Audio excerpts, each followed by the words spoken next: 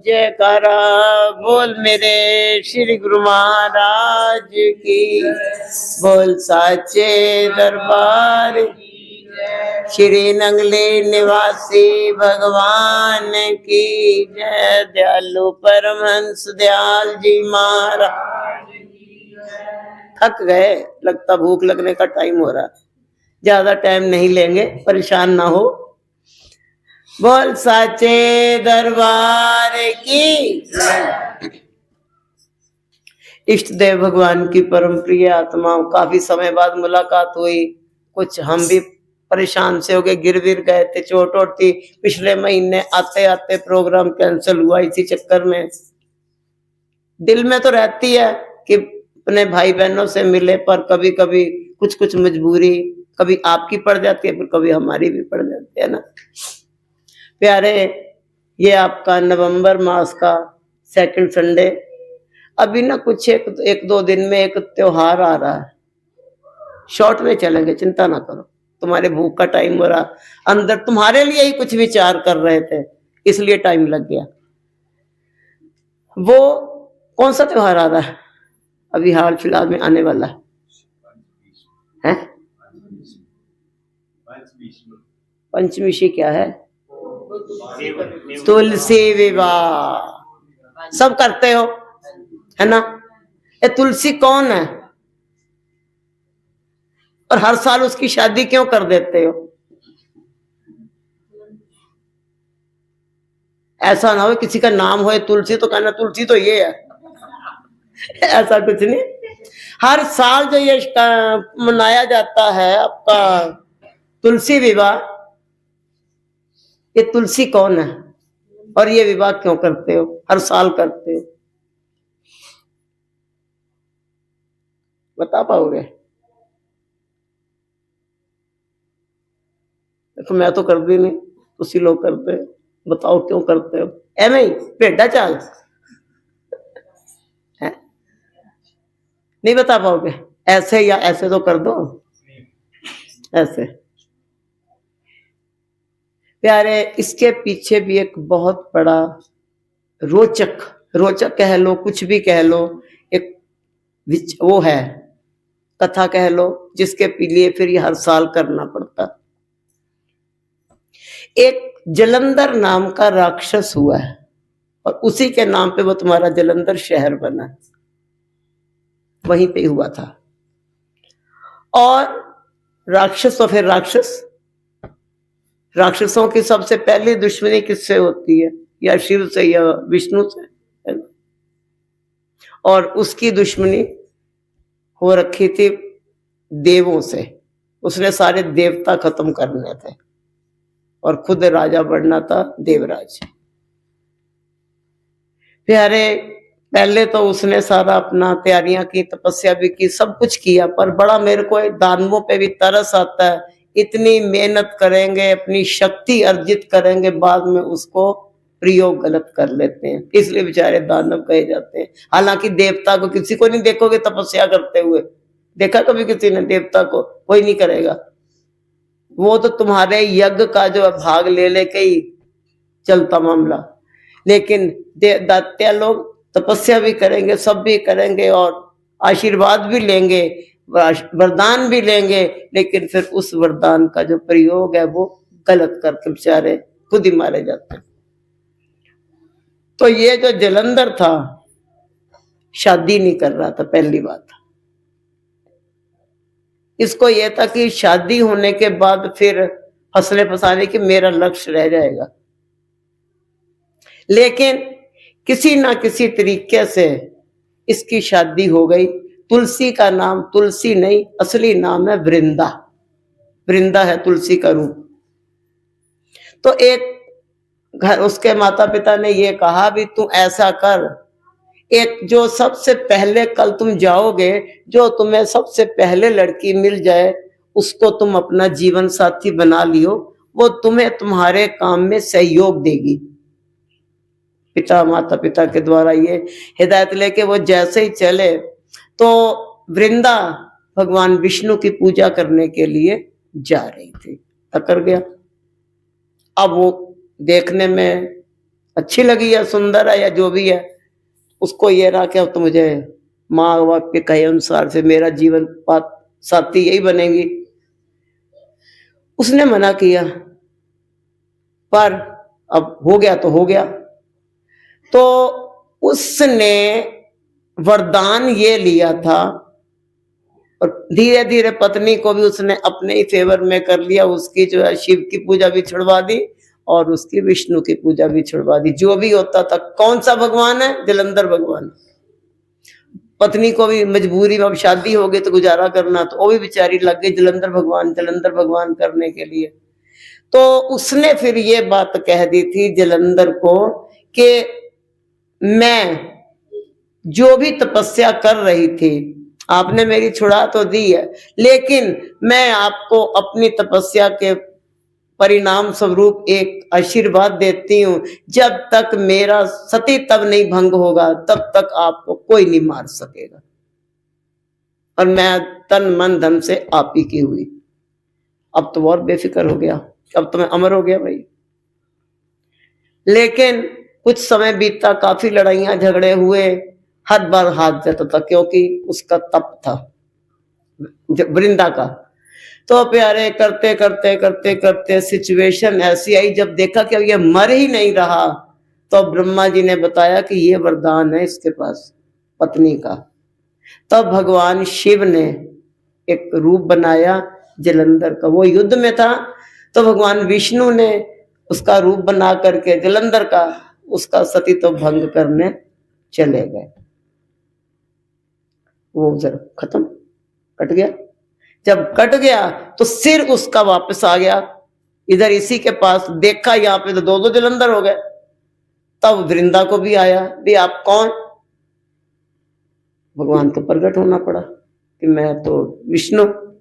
तब वृंदा ने शाप दिया था, आपने एक जड़ की भांति मेरे सती तब को भंग करने की कोशिश की है, मैं आपको शाप देती हूं, आप पत्थर की शिला हो जाओ। और वो उसी वक्त जो पत्थर की एक बन गए छोटा सा स्वरूप, जो बाद में सालग्राम के रूप में पूजनीय हुआ। क्योंकि अब मानती तो ये उन्हीं को ही थी सब कुछ, और वो जलंधर बीच में आ गया था। जिनकी बेटियां नहीं होती, ये बात को ध्यान रखना, तुलसी विवाह तो करो पर कौन कर सकता है? जिसकी बेटियां नहीं होती, तुलसी की शादी वो करता कन्यादान करके। अगर जो बेटी वाले हैं वो अगर ये कन्यादान करेंगे, उसकी अपनी बेटी की जल्दी शादी नहीं होगी।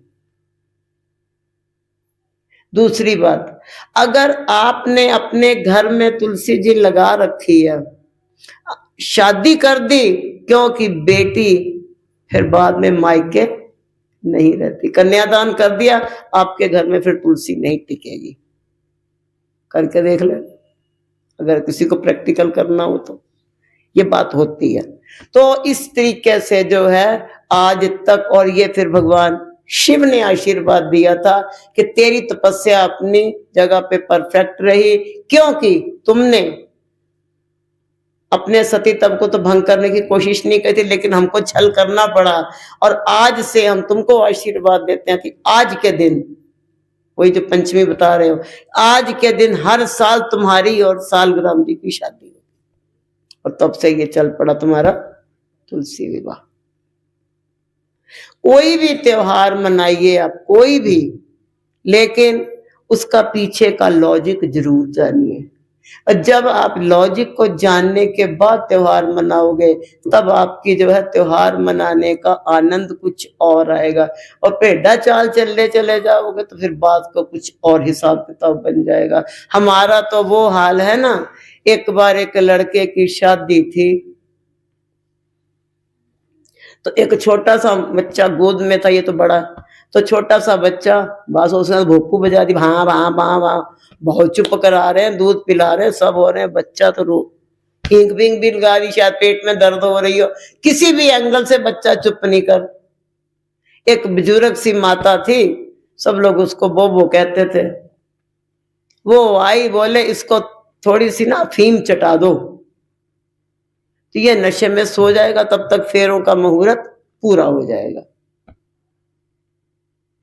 ये बात बीच का राज नहीं पता, पर दूल्हे राजा ने ये बात सुन ली कि बच्चे को अफीम चटा दो। सुला दिया गया, बच्चा सो गया, शादी हो गई। उसके बाद वो लड़के ने जो ये बात सुन ली थी कि अफीम चटानी है, ये जी प्रथा चल पड़ी। जब भी लड़के की शादी होगी एक बच्चे ने अफीम खिला के सुलाना, नहीं तो शगुन अधूरा रह जाएगा। अब वो धीरे धीरे धीरे धीरे एक पीढ़ी ऐसी हुई जहां पे शादी का समय है पर छोटा बच्चा नहीं था, पड़ोसी का मांग के लाए, पर मात्रा ज्यादा दे दी, वो ऐसा सुलाया कि आज तक उठा ही नहीं। प्यारे, बात कहां थी? पर लेकिन हम लोग किधर से किधर ले चलते हैं। वही बात हो गई कि एक बुढ़ा बुढ़िया रहते थे, बुजुर्ग कपल, तो वो माता पहले वो हाथ से पंखा करते थे ना, पहले कहाँ ये चलते थे तुम्हारे, तो उसने पहले अपने स्वामी को खाना खिलाना, साथ में पंखा चलाना, ठीक है। और पंखा चलाने के बाद ने एक छोटा सा तिनका रखती थी दांत खोदने के लिए। उसे पता कि उसके पति के दांत में थोड़ा डिस्टेंस ज्यादा है तो कुछ कुछ फंस जाता है। अब बहू रानी आई, बहू रानी ने थोड़ी सी सोटी रखनी शुरू कर दी। सास रखती है तिल्ली, और मैं जरा बड़ा सा रख देती हूँ। लॉजिक ना बहू को पता है ना बेटे को पता है, तिल्ली क्यों रखी गई थी और ये डंडी क्यों रखी गई है। बोले वो मम्मी जी रखती है ना, ये शगुन है, जब भी खाना खाए एक सोटी साथ रखी जाए। अगली पीढ़ी आई, वो थोड़ा बड़ी सी डंडी आ गई। उसके बाद जो चौथी पीढ़ी आई, तब तो बांस आना शुरू हो गया। बात चली कहां से थी कुछ पता नहीं। हमारी मम्मी रखती थी, हमारी मम्मी रखती थी, हमारी मम्मी रखती थी, वो मम्मियों के चक्कर में बांस और डांग आनी शुरू होगी, पता किसी को भी कुछ नहीं। तो आप लोग भी अफीम मत चाटो और ना ही डांगा सोटे चलाओ। बात का लॉजिक समझने की अगर हम कोशिश करेंगे ना प्यारे, तो हमारे को आनंद थोड़ा ज्यादा आएगा त्योहार मनाने का। और वैसे, और ये आजकल क्या होता है, देखा देखी, उसने किया तुलसी विवाह मैं भी करूंगी, उसने किया तो दिल्ली में एक कपल ने जो है शायद उनकी खुद की 7 बेटियां, और उसने तुलसी विवाह कर दिया। अब 7 में से एक की नहीं शादी हो रही। मैंने अब वापस उसका डिवोर्स करा के लेके आओ, तब ये तुम्हारी विदा होएंगी। तो ये एक लॉजिक होता है कि हाँ जिसकी बेटी नहीं है वो अपना जो बिल्कुल पूरा, जिनकी नहीं होती हैं बेटियां वो शादी करेंगे तुलसी विवाह, और वो फिर पूरा दान दहेज दे करके तुलसी जी को विदा करते हैं। सालग्राम, उधर से बारात आती है सालग्राम लेके टोकरे में, इधर से जो है तुलसी जी का पौधा जाता है, और फिर वो शादी आदि होकर के फिर वो वहीं रहती है। पूरा दान दहेज तक दे के भेजते हैं कि चलो हमने अपनी कन्यादान की रस्म पूरी कर ली। तो प्यारे, ज्यादा नहीं कहेंगे, टाइम आपका हो ही रहा, देर आज हो गई। कोई भी त्योहार मनाइए, दिवाली हुआ, दशहरा हुआ, हर त्योहार के पीछे और तो और एक, मैं हर बार एक बात हम जरूर कहनी चाहते हैं, आप लोग अपनी जनरेशन को थोड़ा सा अपनी संस्कृति के बारे में अवश्य बताएं। छोटे बच्चे से, दिल्ली में एक बच्चा आया, मैंने पूछा राम और रावण कौन थे, कहता सगे भाई। मैंने कहा फिर वो मारा क्यों राम ने उसको, कहता वो जायदाद के लिए झगड़ा हो गया था। मेरे क्वेश्चन बंद हो गए। हम जब बताएंगे ही नहीं तो फिर क्या करोगे। स्कूल में एक प्रिंसिपल और डायरेक्टर चला गया इंस्पेक्शन करने के लिए कि स्कूल में हिंदी का पीरियड चल रहा था, टीचर भी बैठी, बच्चे भी बैठे।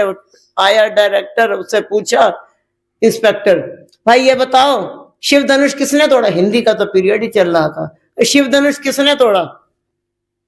तो एक बच्चे ने हाथ खड़ा सा कर दिया। तो टीचर ने सोचा ये महानलायक बंदा, इसने हाथ खड़ा किया, इसको पता कैसे है। उससे पूछा गया कि भाई ये बता, तूने जो हाथ खड़ा किया है पता तुझे किसने तोड़ा था। कहता महाराज मैं थोड़ा सा कमजोर हूं, ये सब लोग मेरे पे ही उंगली उठाएंगे, पर मैं प्रार्थना करता हूं मैंने धनुष नहीं तोड़ा। इसलिए मैं पहले ही अपनी सफाई में बोलना चाहता हूं।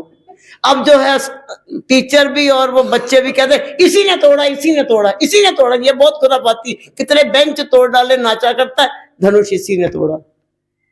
टीचर भी जब उसने, टीचर ने भी कहा ये बड़ा खुराफाती, इसी ने धनुष तोड़ा। तो इंस्पेक्टर को लगा ये क्या था, वो प्रिंसिपल के पास चला गया। प्रिंसिपल से जाके उसने बोला कि भाई ये क्या पढ़ाई चलती तुम्हारे स्कूल में। वो मैंने पूछा कि जो है धनुष किसने तोड़ा, बच्चा कह रहा मैंने नहीं तोड़ा, सब लोग विद टीचर कह रहे इसी ने तोड़ा, इसी ने तोड़ा, इसी ने तोड़ा। प्रिंसिपल कहता अब टूट गया तो क्या करोगे, और लाके रख दिया जाएगा, टूट गया तो टूट गया। इंस्पेक्टर की बुद्धि घूम गई, ये कैसी पढ़ाई चल रही है, क्या हो रहा है। वो चला गया डायरेक्टर के पास। डायरेक्टर से उसने पूछा, बताया कि ऐसे ऐसे आप बीती कि बच्चे ने हाथ खड़ा किया, सारे लोग उसी पे पीछे हो गए, प्रिंसिपल ये बात कह रहा है। डायरेक्टर ने उसके हाथ में कुछ पैसे पकड़ाए, कहता ये कुछ ले दे के मामला दफा दफा करो, वहां नया धनुष ला के रख देंगे, बात आगे मत लेके जाना, कर लो बात। अर्थात हम बिना लॉजिक जाने जब चलते हैं तो यही होता है ना। तो हमको हर त्योहार का, हर बात का पीछे का लॉजिक जानने के बाद ही फिर आगे चलेंगे, तो आपको त्योहार मनाने का भी आनंद आएगा। तो प्यारे हम ज्यादा नहीं कहेंगे और इसी के साथ ही प्यारे वाणी को विराम देते हैं।